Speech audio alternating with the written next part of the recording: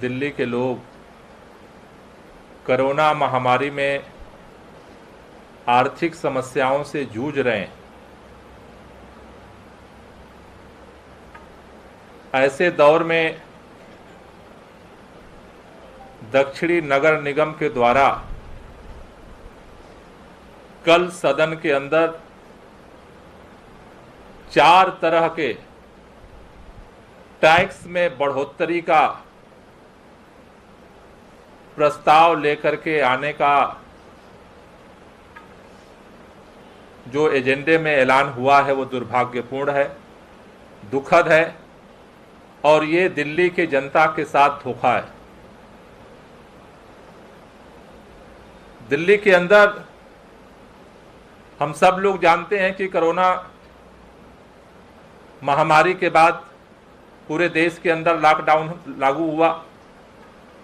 Lockdown के बाद आर्थिक गतिविधियां ठप हुई। उसके बाद लॉकडाउन तो खुला है, लेकिन अभी भी दिल्ली के नागरिक आर्थिक रूप से अभी अपनी कमर सीधी नहीं कर पा रहे और ऐसे के दौर में नए टैक्स का बोझ जबरदस्ती जनता के ऊपर लादना भारतीय जनता पार्टी के जन विरोधी चरित्र को भी दिखाता है। कल सदन के अंदर 4 तरह के प्रस्ताव आ रहे हैं जो भाजपा बढ़ाने जा रही है। पहला प्रोफेशनल टैक्स लगाने जा रही है। दिल्ली के अंदर कोई डॉक्टर है, वकील है, सीए है, इंजीनियर है, आर्किटेक्ट है, अब उसको नया प्रोफेशनल टैक्स देना पड़ेगा।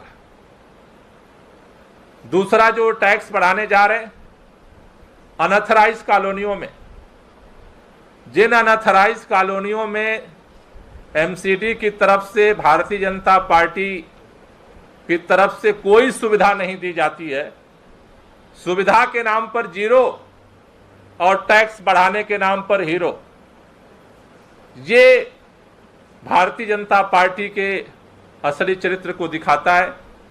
तीसरा जो टैक्स है, प्रॉपर्टी ट्रांसफर टैक्स। अभी तक कोई खरीद फरोख्त, कोई अगर जमीन जायदाद खरीदता है, उसमें जो उसे टैक्स देना पड़ता था उसको भी बढ़ाने जा रहे हैं, जिससे मध्यम वर्गीय परिवार के ऊपर खास तौर से बड़े पैमाने पर उनके ऊपर मार पड़ने वाली है। और चौथा इलेक्ट्रिसिटी टैक्स, जिसमें जो एमसीडी के द्वारा कुछ जगहों पर जो विद्युत पैदा की जाती है उस पर भी टैक्स बढ़ाने जा रहे हैं। आज हम भारतीय जनता पार्टी के लोगों से 3 सवाल पूछना चाहते हैं कि भारतीय जनता पार्टी, जब पूरे देश के अंदर लोग परेशान हैं, दिल्ली के अंदर जनता को राहत देने की जरूरत है, ऐसे समय में राहत देने की जगह टैक्स बढ़ाने के पीछे की मंशा क्या है, भाजपा इसको स्पष्ट करे। दूसरी बात कि अब तक जितने पैसे भारतीय जनता पार्टी और एमसीडी को मिले वो पैसे कहां खर्च हुए, इसको पहले जनता को हिसाब दे। और तीसरी बात कि हर चीज में ये बार बार बोलते हैं कि दिल्ली सरकार पैसे नहीं दे रही है, इसलिए हम बहाने लेते हैं। मैं आपको बताना चाहता हूं, 2013-14 में दिल्ली सरकार की जब शीला दीक्षित जी की सरकार थी, 3,345 करोड़ रुपए दिल्ली सरकार से एमसीडी को मिलते थे। उसके बाद 17-18 में अरविंद केजरीवाल जी की सरकार बनी और आज 4,667 करोड़ रुपए दिल्ली सरकार एमसीडी को देती है, जो पहले सरकारों से 1,322 रुपए ज्यादा है। और बात केवल इतनी नहीं है, कैग की रिपोर्ट में भी सामने आ चुका है, ये जो पहले सरकारों से 1,322 करोड़ रुपए जो एक्स्ट्रा दे रही है दिल्ली सरकार, इसके अलावा दिल्ली सरकार ने 3,815 करोड़ रुपए लोन के रूप में एमसीडी को दिया है। ये सारा पैसा कहां गया है? डॉक्टर को तनख्वाह नहीं मिल रही है, हड़ताल पर है। शिक्षकों को तनख्वाह नहीं मिल रही है, हड़ताल पर चले जाते हैं। कर्मचारियों को तनख्वाह नहीं मिलती है। तो फिर जो 1,322 करोड़ एक्स्ट्रा जो मिल रहा है दिल्ली सरकार से और 3,815 करोड़ रुपया जो लोन लिया एमसीडी ने, वो पैसा कहां गया? वो पैसा भ्रष्टाचार के भेंट चढ़ा है। अब तक भ्रष्टाचार के लिए जो भी पैसे आते रहे हैं भाजपा के नेताओं ने डकारा और अब उससे पेट नहीं भर रहा है तो नया टैक्स लगा करके भ्रष्टाचार और लूट का नया दरवाजा खोलने की तैयारी हो रही है। आम आदमी पार्टी इसका पुरजोर विरोध करेगी। कल सदन के अंदर आम आदमी पार्टी के सभी पार्षद, हमारे एलओपी इसके खिलाफ पुरजोर तरीके से आवाज उठाएंगे और हम किसी भी कीमत पर इसे वहां पास नहीं होने देंगे और इसके लेकर के लड़ेंगे। हमारे बीच में दुर्गेश पाठक जी जो एमसीडी के प्रभारी हैं, वो अपनी और बात रखें। नमस्कार साथियों, जैसा कि गोपाल जी ने क्रमवार बहुत अच्छे से बताया कि जब कोरोना के कारण पूरी दिल्ली के अंदर जो दिल्ली के निवासी हैं वो एक आर्थिक तंगी के माहौल से गुजर रहे हैं और ऐसे समय में बीजेपी के द्वारा दिल्ली वालों के ऊपर 4 तरह के नए टैक्स लगाना ये बिल्कुल अमानवीय है। Professional tax, house tax unauthorised colonies के अंदर, प्रॉपर्टी अगर आप नया खरीदते हैं उसके ऊपर टैक्स और साथ ही साथ इलेक्ट्रिसिटी के ऊपर टैक्स ये बढ़ाने का जो निर्णय ले रहे हैं ये बहुत ही गंभीर और बहुत ही ख़राब निर्णय है। आज एमसीडी ये कह रही है कि उनके पास पैसे नहीं हैं। आज दिल्ली के अंदर हम सारे के सारे लोग जानते हैं कि आप कोई भी घर बनाओ तो दिल्ली का जो काउंसलर होता है, जो एमसीडी बीजेपी का जो काउंसलर होता है, वो तुरंत अपने लोग उसके घर पर भेज देता है और हर घर की सेटिंग 1 लाख से लेके 5 लाख 10 लाख रुपए के आसपास की सेटिंग होती है। अगर इसको कैलकुलेट किया जाए तो दिल्ली के काउंसलर जो कि बीजेपी के काउंसलर्स हैं, वो सारे काउंसलर्स मिलकर लगभग 10,000 करोड़ रुपए का घोटाला 1 साल के अंदर करते हैं। तो दिल्ली के जो काउंसलर्स हैं, बीजेपी के जो काउंसलर्स हैं, उनका तो घर कोई साइकिल से चलता था, कोई मोटरसाइकिल से चलता था, आज उसके जीके के अंदर फ्लैट है, बसंत कुंज के अंदर फ्लैट है, बसंत विहार के अंदर घर बना के घूम रहा है और दिल्ली की जनता आज सड़कों पर है, आर्थिक तंगी की मार झेल रही है। और ऐसे समय में बीजेपी के द्वारा ये 4 नए टैक्स लगाना ये बहुत ही ज़्यादा अमानवीय है। हर व्यक्ति जो दिल्ली के अंदर रहता है, चाहे वो सीए है, चाहे वो डॉक्टर है, चाहे वो वकील है, उन सबको लगभग 2,500 से 3,000 रुपये पर साल ज़्यादा देना पड़ेगा। इसी तरह से अनऑथराइज्ड कॉलोनी के अंदर जो गरीब मजदूर उत्तर प्रदेश बिहार से रहने वाले लोग हैं, उनको हाउस टैक्स के ऊपर उनकी एक अलग मार पड़ेगी।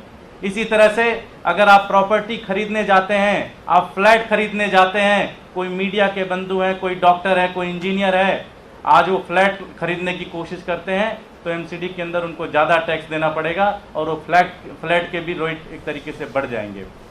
तो ये पूरी तरह से बहुत ही सोचा समझा, बिना सोचे समझे जैसा डिसीजन है। और हमारी ये विनती है बीजेपी के लीडर से, उनके जो नए अध्यक्ष बने हैं आदेश गुप्ता जी से, कि आप इन 4 टैक्स को कल सदन में खुद जाइए और इसको वापस लीजिए। ये 4 टैक्स दिल्ली के ऊपर लगना नहीं चाहिए, वरना आम आदमी पार्टी के पास कोई रास्ता नहीं बचेगा, सिर्फ और सिर्फ आंदोलन के अलावा। हम दिल्ली के घर घर में जाएंगे, बीजेपी के नेताओं को, बीजेपी की इस पॉलिसीज़ को एक्सपोज करेंगे और ये टैक्स किसी भी तरह से लागू नहीं होने देंगे दिल्ली की जनता के ऊपर। ये हम दिल्ली के लोगों को एक वादा दिलाना चाहते हैं, एक विश्वास दिलाना चाहते हैं। प्रस्ताव एजेंडा इन्होंने प्रस्तुत कर दिया है, उस एजेंडा के अंदर ये है, तो कल इनके पास प्रस्ताव ये लेके आएंगे सदन के अंदर। बिजली का ये है कि एमसीडी बहुत सारे जगहों से बिजली प्रोड्यूस करती है, उनके बहुत सारे बिल्डिंग्स है और उसके वो सोलर पैनल और सारी चीज़ों से, तो वो सेल करती है बीएसईएस और सारी कंपनीज को। उसको जो ये पहले जो रेट देते थे उस रेट को ये बढ़ा रहे हैं, तो उससे क्या होगा कि बिजली भी महंगी होने के चांसेस बन सकते हैं दिल्ली के अंदर। दिनेश भाई कुछ कह लो। प्रेम हमारे लीडर ऑफ अपोजिशन है प्रेम जी, ये अपनी बात रखना चाहेंगे।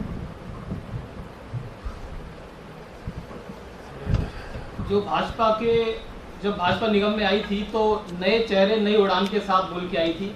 आज इनके जो नए चेहरे और नई उड़ान है, इन्होंने इतना करप्शन बढ़ा दिया है जिसकी वजह से ये आज हमें बता रहे हैं कि इन्हें पैसे की जरूरत है। जो ये टैक्स लगा रहे हैं, मैं बिल्कुल क्लियर करना चाहूँगा कि कल ये हाउस में आएगा और हम लोग हर तरीके से हर संभव कोशिश करेंगे और किसी भी कीमत पे ये जो 4 तरह के टैक्स हैं जो जनता पे अतिरिक्त बोझ डालेंगे, इसको हम सदन में पास नहीं होने देंगे।